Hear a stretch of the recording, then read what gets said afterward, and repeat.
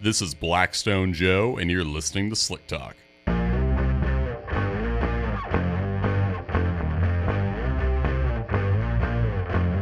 If I say I'm an oil man, you will agree.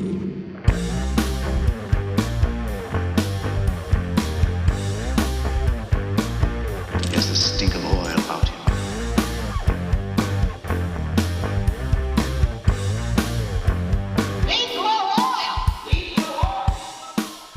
Welcome into episode 96. Whether you are a first-time listener or a long-time listener, hopefully a first-time caller, I say that because the voicemail line is open, specifically 614-407-6169.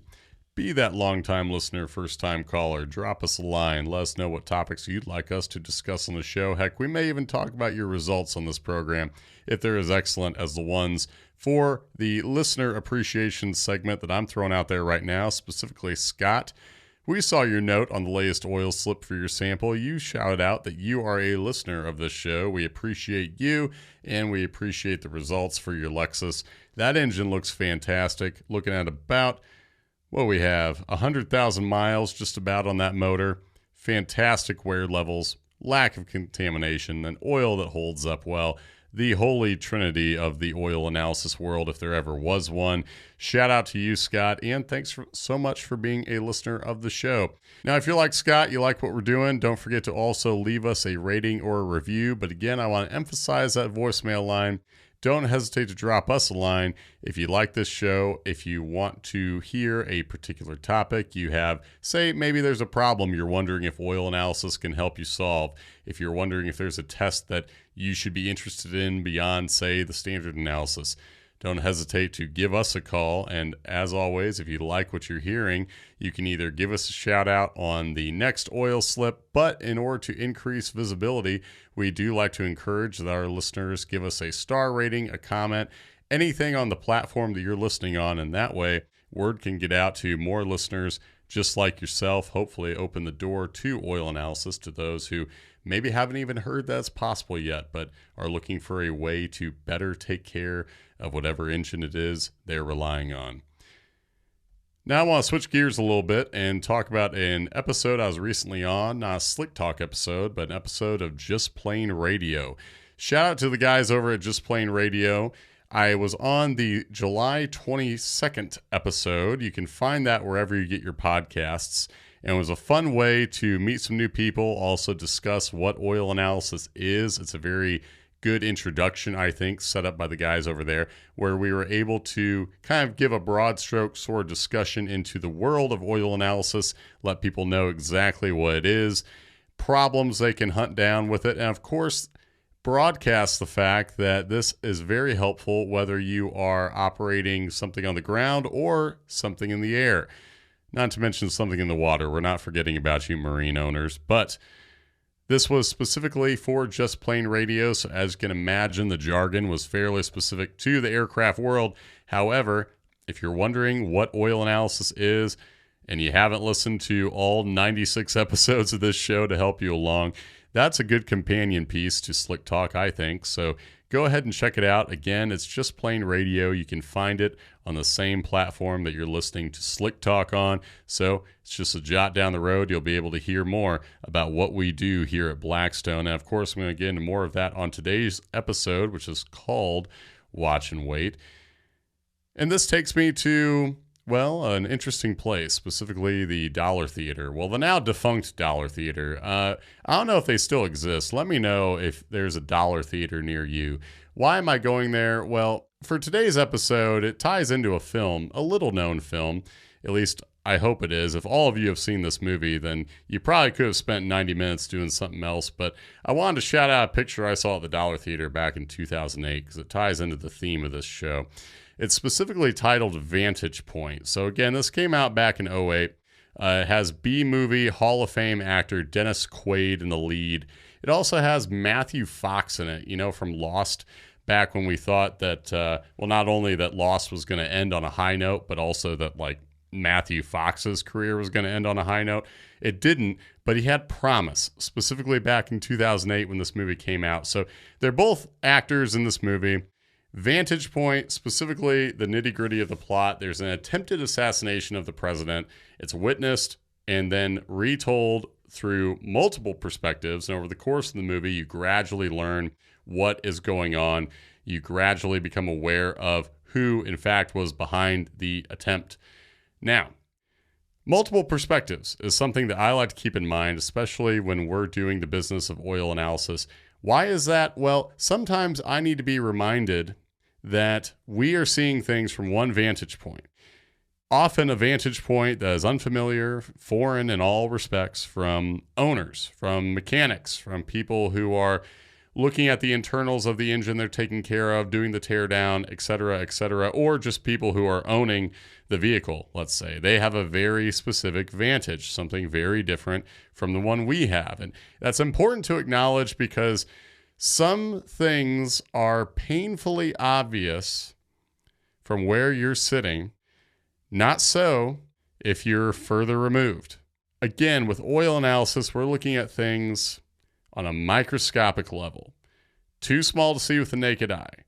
So we're not dealing in matters of visible metal. We're not dealing in matters of contamination where it's so obvious you can see it yourself. Of course, we get the samples where you can see it yourself, but that's not what we're paid to look at. We're paid to look at and understand what is there on a microscopic level, parts per million.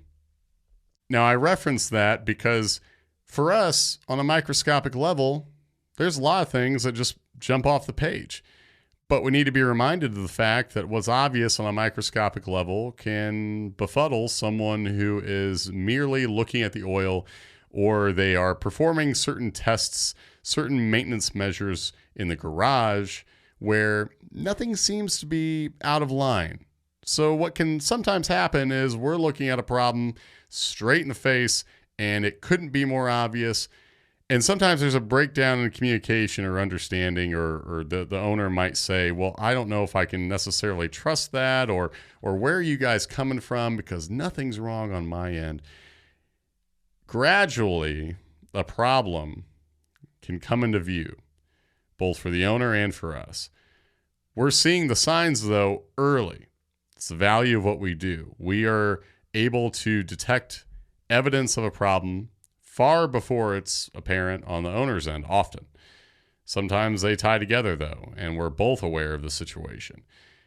The distinction matters, though, and the fact that we can see evidence of a problem earlier means that ours is a vantage point that is only going to benefit the owner. So the reason I bring up this whole talk of Vantage and B movies released in 2008, dollar theaters that no longer exist, well, I guess I'm probably always going to bring up movies in some capacity, and of course dollar theaters because I miss them. I'm nostalgic for that era. But there was a sample where this difference in vantage points couldn't have been more obvious, and it led to an interesting discussion. So here's the situation. We're looking at a couple of samples from a diesel. The first one didn't look good. The second one looked even worse. Now, in results we can obtain, it couldn't be more obvious that there was evidence of coolant contamination in the oil. A lot of it, as far as easily confirmed via our test methods, but not so much visually. And it wasn't something where the customer was noticing an obvious drop in the reservoir, but there was only one likely scenario for the elemental markers of antifreeze, those being potassium and sodium, being present at the levels in which they were. We're looking at about roughly 300 to 400 parts per million in this scenario. Now, it's obvious on our end that there's coolant, and it's also painfully obvious that the engine is wearing heavily, so the two are likely related.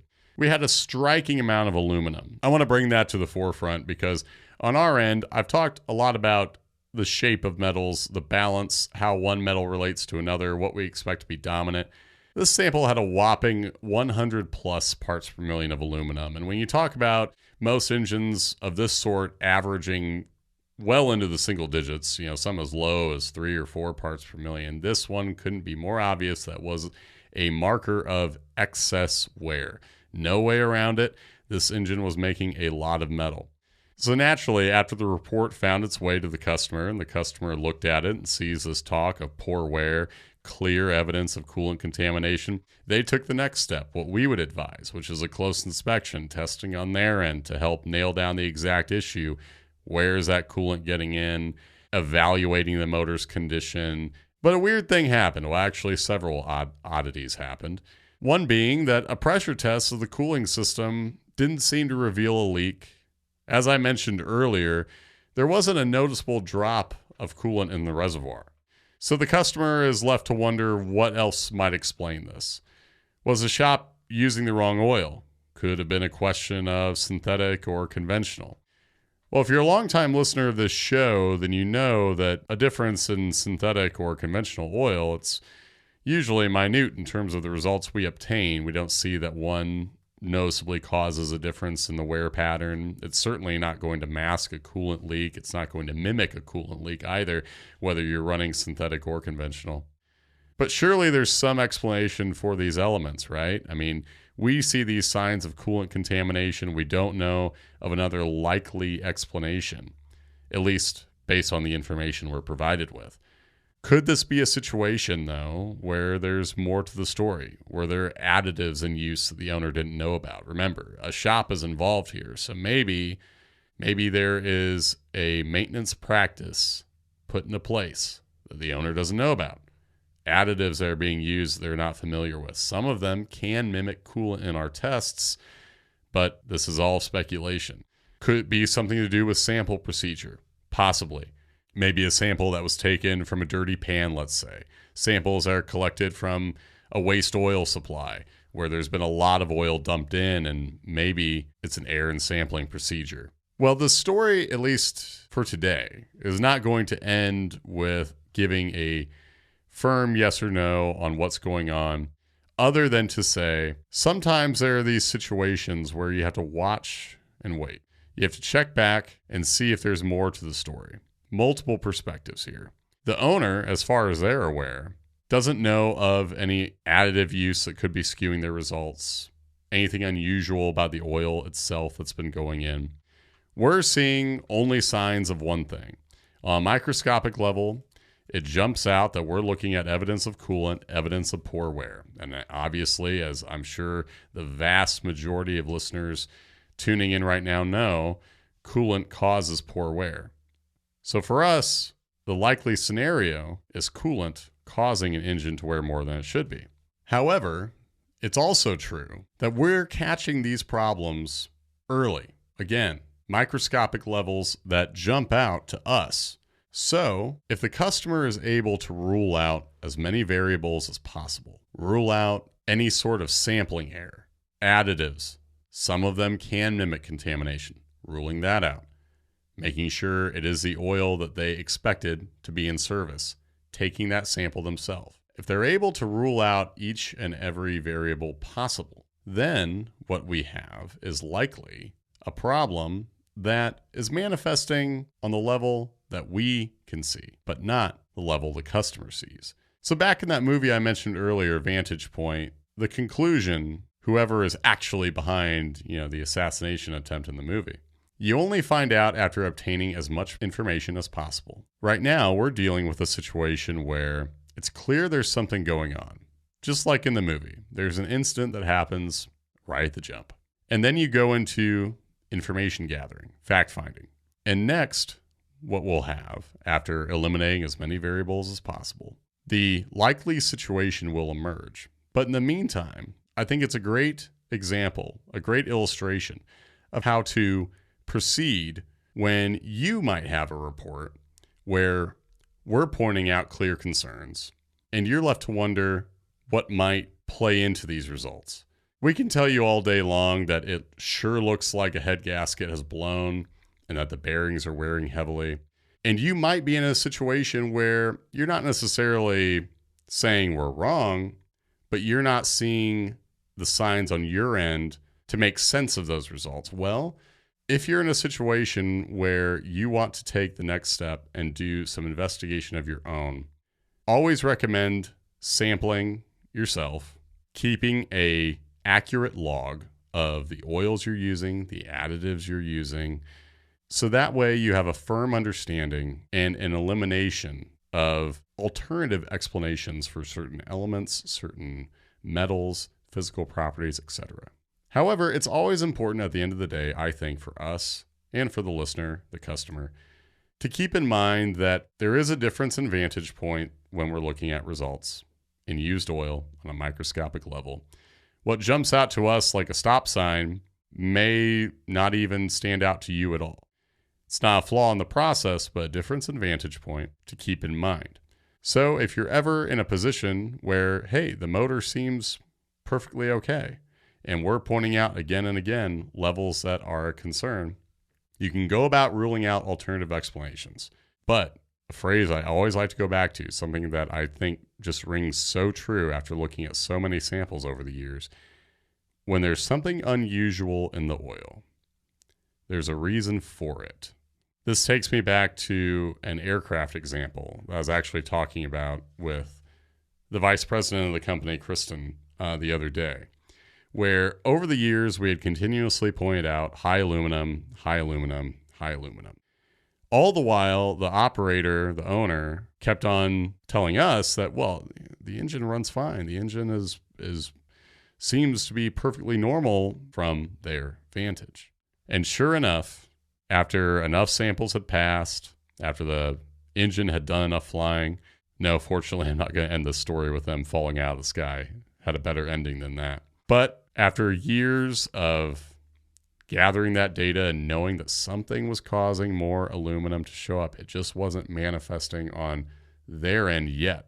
And sure enough, it was a piston pin plug that finally failed. That was the source of the aluminum we'd been finding. Now, the engine got along okay for quite a while. Nevertheless, we had seen evidence of that issue. And this is a situation that you may run into yourself, where through analysis, you're seeing that something just isn't quite right. I'm not finding any sort of oddity in operation on my end or visually in the oil. But the data has a story. There is an explanation for each and every result. Sometimes it takes a while for that to come into view. So if you're in a situation like this owner, where everything seemed okay, doesn't mean that everything is okay. There can be alternative explanations for some results, sure, and that's why I wanted to walk through, hey, make sure that you're aware of additives, the oil type, the sampling procedure, and so on. But once you've locked all of that down, it could just be a situation where our vantage tells us one thing, yours tells you another, but there is a reason for the high levels in the report, whether it's contamination or wear. You can rest assured that there is a culprit. Sometimes it can just take a while, specifically 90 minutes if you're watching Vantage Point, released in 2008, starring Dennis Quaid. But there is an explanation for the event, for what's showing up. We'll guide you to the likely explanation. It just may take a while before you see it on your end, but that's why analysis is so valuable, because otherwise you might never know that there is a nefarious actor in the crankcase, whether that is a poorly wearing part, coolant, fuel, excess dirt, whatever it is. So use analysis, keep an eye on things. It'll give you a perspective that you simply won't have otherwise. That brings today's episode to a close. Thanks so much for listening. This is Blackstone Joe signing off.